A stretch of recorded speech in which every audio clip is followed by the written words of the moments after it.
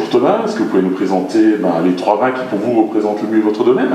Bonjour Pascal, effectivement je vais vous présenter 3 vins.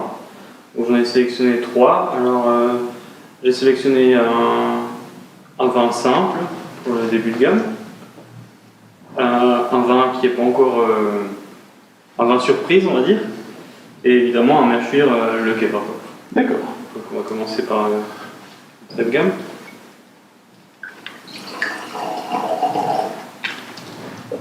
Voilà, j'ai choisi un Pinot Blanc 2016. Alors c'est le vin qu'on vend actuellement au caveau. Et donc Pinot Blanc pourquoi? Parce que je trouve que c'est un cépage qui est assez peu... il est très connu en Alsace je dirais, mais très méconnu dans le reste de la France. Alors que c'est quelque chose que je trouve que c'est en été où c'est vraiment un vin de soif, quoi. Et je trouve ça... On veut faire des grands vins, mais je trouve qu'on oublie aussi un peu le côté simple, efficace, quoi. Justement, c'est ce que j'allais dire. Est-ce que vous ne trouvez pas justement qu'en Alsace, on a un peu ce problème-là, le fait que finalement les vins de soif, on les oublie, alors que c'est aussi un boucher. C'est pour ça que j'essaie de faire des vins abordables et de qualité quand même, quoi. D'accord.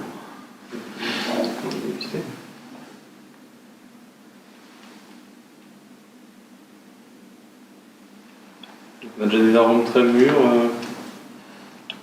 Malgré le millésime, ça... Quand on est en bio, on arrive aussi à pousser un peu les maturités. On est sur des fruits mûrs, des fruits à chair blanche mûrs.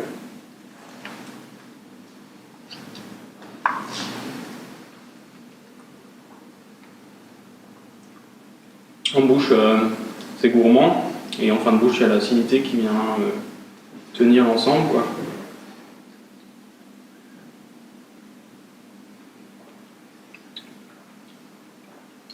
Voilà, c'est frais, c'est simple à boire. Après, comme dit, l'avantage du Pinot Blanc qui est vraiment intéressant, c'est un vin de soif et c'est très passe-partout avec les plats. Ça va aussi bien sur les fruits de mer, les moules frites, voilà, par exemple, que des pâtés en croûte, des salades, l'été, c'est idéal pour emmener dans le pique-nique. C'est un pique-nique, quoi. Un vin simple d'entrée pour ouvrir l'appétit, quoi. Voilà, exactement. Vous disiez que vous étiez en bio, ça fait longtemps? Alors ça fait longtemps, mais ça fait pas longtemps qu'on a demandé le label. D'accord. Parce que ça fait 30 ans que mon père a repris le domaine et qu'il a tout de suite travaillé en bio, mais au niveau administratif, il voulait pas trop s'embêter, donc il l'a jamais demandé. Moi j'ai demandé en 2013, donc depuis le millésime 2016, c'est certifié, quoi. C'est le premier millésime qui est... Sur quelle surface? Vous êtes un domaine sur quelle surface? On a un tout petit domaine familial, quoi. J'ai un peu moins de 6 hectares. D'accord. Voilà. Donc, là, je développe aussi d'autres choses, la biodynamie depuis 2 ans, que je ne mets pas encore en valeur parce que j'ai pas encore... voilà, je fais des essais, je n'ai pas encore trouvé exactement ce qui me... Enfin, j'aimerais aussi avoir un retour, quoi. J'ai pas assez de retour, quoi. Après, par exemple, en bio, j'ai aussi fait des évolutions comme arrêter le labour, essayer de travailler différemment que ce que faisait mon père, par exemple, quoi. Essayer d'aller plus loin dans les choses, quoi. Surtout avec le changement climatique, j'essaye de trouver des adaptations pour on va dire, aider au mieux possible les pieds de vigne à faire mûrir les raisins, avoir la meilleure qualité possible. Donc ça, c'est une cuvée qui n'est pas encore en vente. En plus, donc... En avant-première, que j'ai pas encore goûté non plus.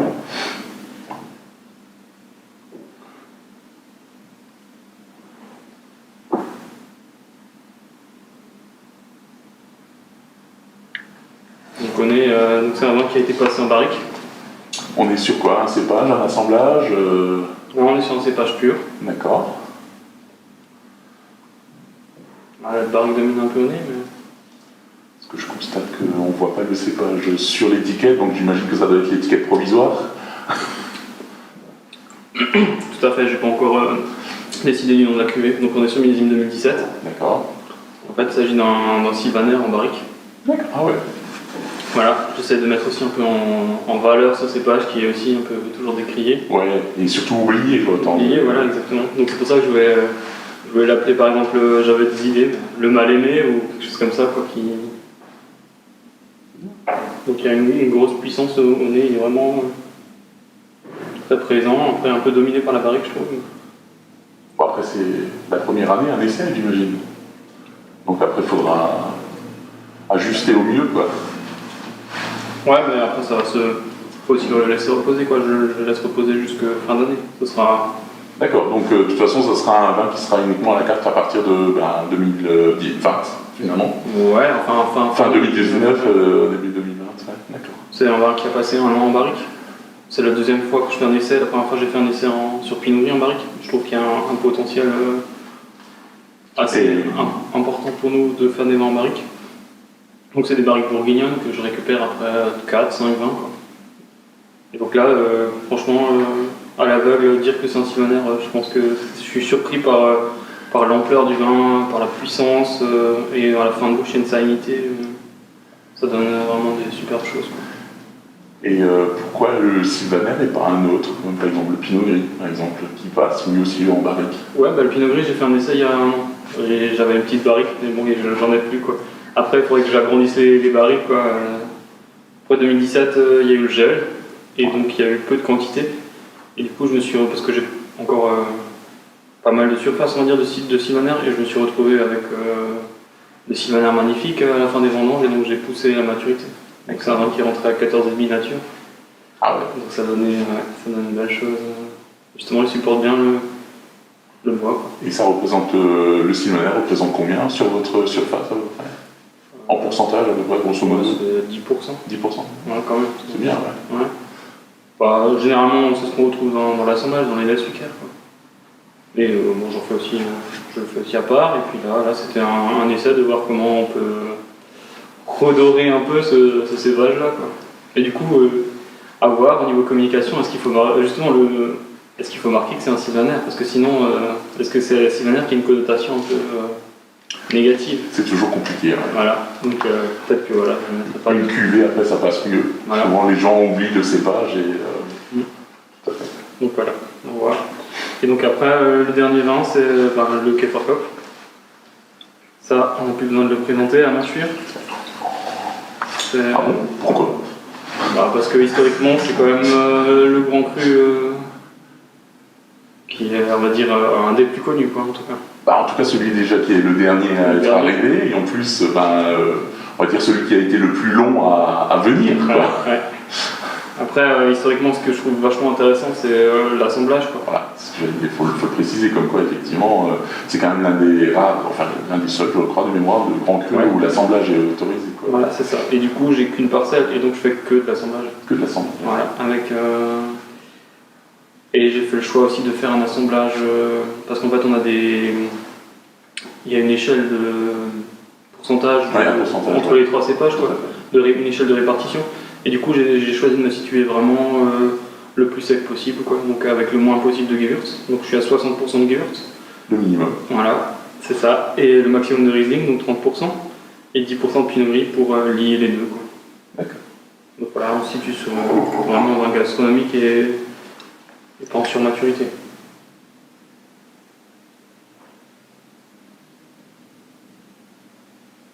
Ce qui est toujours plaisant avec l'assemblage, je trouve, je vais essayer de faire plus d'assemblage parce que ce qui est vraiment plaisant, c'est qu'on essaie de chercher un cépage, mais on est vraiment toujours étonné par cette complexité et on est déstabilisé, c'est le mot, quoi.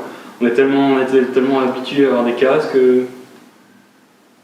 c'est vraiment sur les fruits exotiques et en même temps il y a de la fraîcheur.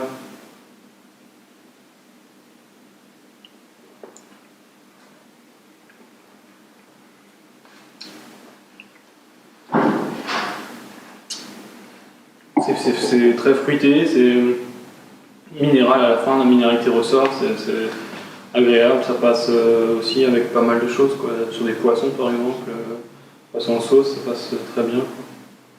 Cuisine exotique aussi, quoi.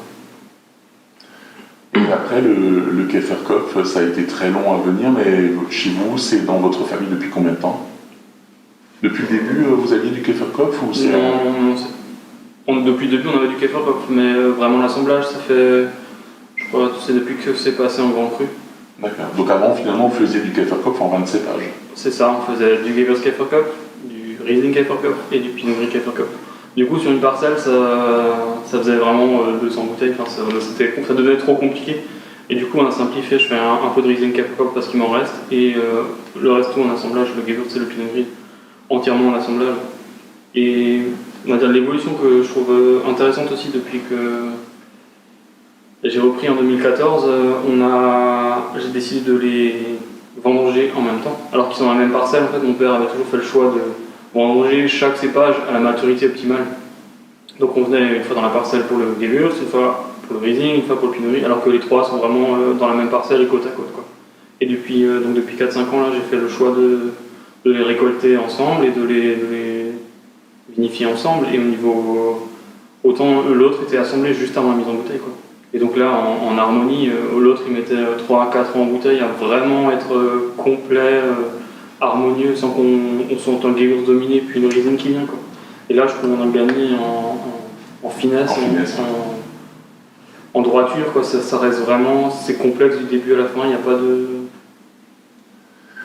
Dernière chose, on est dans votre cuverie, on voit là les foudres. Oui. C'est pas juste une image, vous vinifiez dans vos foudres. Entièrement, voilà, faut le préciser, parce que c'est quand même de plus en plus rare maintenant qu'on est quand même à une ère de l'inox qui commence à prendre le dessus, quoi. Ouais, c'est dommage, parce que bon, c'est sûr, c'est plus d'entretien, mais après j'ai choisi de garder, il y en a qui ont 200 ans, j'ai choisi de garder les contenants historiques. C'est plus d'entretien, comme je disais. Après, ça permet quand même, quand on goûte, j'ai quand même 1 ou 2 tonnes en inox, et puis il faut aussi un chapeau mobile pour compléter. Parce que le bois, tout à fait, par exemple. Et donc, je trouve, au niveau de la micro-oxygénation pendant la fermentation, ça donne quand même des vins beaucoup plus fondus, quoi. C'est toujours, et des fois, comme sur le Pinot Blanc, par exemple, je trouve, on a un petit côté vanillé comme ça qui ressort et qui est vraiment sympa, quoi. C'est une spécificité que vous n'avez pas sur l'inox. Non, qu'on n'aura pas. Bon, l'inox donne toujours des vins un peu plus chargés en gaz, un peu plus durs, un peu plus fermés au début, quoi. Le bois, c'est un montage-là, parce qu'on a eu des petites récoltes, donc il faut vendre des millésimes assez récents. Je trouve que c'est dommage de vendre trop vite des Alsaces, parce qu'il y a vraiment un potentiel de garde intéressant, quoi. Et du coup, le bois permet aussi d'harmoniser aussi un peu ce... Voilà. Merci. Merci à vous.